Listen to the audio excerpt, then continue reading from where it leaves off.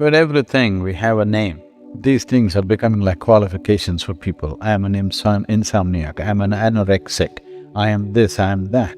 I want you to say, I am just a mess up. Don't give it so many scientific names to it. Just say, I am just a mess up. Messed up my body or messed up my mind, one of these things. These are all self-created things. You create a problem and you carry the problem on your head like a jewel. If you bring yourself to a certain balance, if you bring yourself to a certain ease with life, when body needs rest, it will sleep. What is there a big deal about? You must sleep, you must sleep. There's no such thing. If you put in enough activity, it will eat, isn't it? Now, eating is a problem, sleeping is a problem. See, this is all become a big business, please understand. You must have problems to support the economy of the nation. That's one thing you're doing. The pharmaceutical industry, the medical industry, sickness industry is going on big time because everybody is carrying these things like they're some kind of crowns that they're wearing. You bring your system to a certain level of ease with involvement.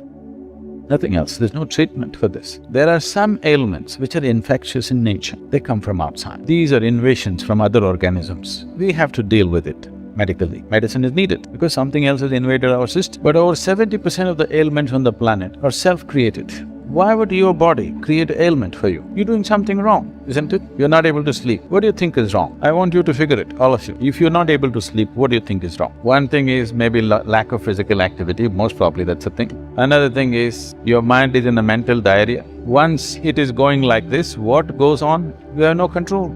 Fear will happen, anxiety will happen, disturbances will happen, and your involvement with the world is gossipy. You're not involved as life, you're involved as a social person. Your society is only a consequence, it is not the basis of your life, yes or no? Existence is the basis, society is just a consequence. Right now, society has become the basis of your existence, so you cannot sleep because everybody is running through your mind. You just have to get this back to its natural orientation. Shambhavi Mahamudra is a simple process in that direction. If you need a stronger dose, we can do that. But this will be good enough, you will sleep well. But today you must walk home, however far it is, okay? Just pull up your boots and just walk. Oh, but it'll be 2 a.m. when I reach, it's all right, but you'll sleep. Time you do something. You don't do the fundamentals right and you're trying to fix the surface, it's not going to work. Just join the local football team, you will sleep well. People who are working physically, manually on the street, you just see, they'll sit on a truck and sleep off. It doesn't matter how cold it is, how rough it is. Have you seen them? Because they put in enough activity. And you are not a social being as society is trying to sell it to you. You are a human being. Society is a consequence. We can live in society or we can live out of society. You can live with it or without it. People are constantly inventing problems for themselves. Anything that happened to you as an ailment without an external influence is your making. If it's your making, we have to look, why are you making up these things? Simple tips you want, no tips. One tip is you must walk home today. You will sleep for sure. Do Shambhavi every day, twice a day, you will sleep. Steps to better sleep. Stick to a sleep schedule.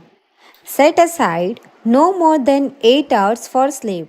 The recommended amount of sleep for a healthy adult is at least 7 hours. Most people don't need more than 8 hours in bed to be well rested. Go to bed and get up at the same time every day, including weekends. Being consistent reinforces your body's sleep-awake cycle. If you don't fall asleep within about 20 minutes of going to bed, leave your bedroom and do something relaxing. Read or listen to soothing music. Go back to bed when you are tired. Repeat as needed, but continue to maintain your sleep schedule and wake up time. Pay attention to what you eat and drink. Don't go to bed hungry or stuffed. In particular, avoid heavy or large meals within a couple of hours of bedtime. Discomfort might keep you up. Nicotine, caffeine, and alcohol deserve caution too. The stimulating effects of nicotine and caffeine take hours to wear off and can interfere with sleep. And even though alcohol might make you feel sleepy at first, It can disrupt sleep later in the night. Create a restful environment. Keep your room cool, dark, and quiet. Exposure to light in the evenings might make it more challenging to fall asleep. Avoid prolonged use of light emitting screens just before bedtime.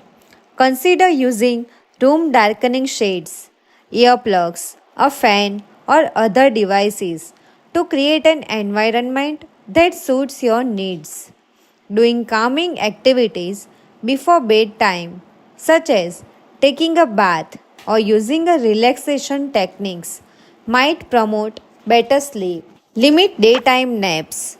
Long daytime naps can interfere with nighttime sleep. Limit naps to no more than 1 hour and avoid napping late in the day. However, if you work nights, you might need to nap late in the day before work to help make up your sleep debt.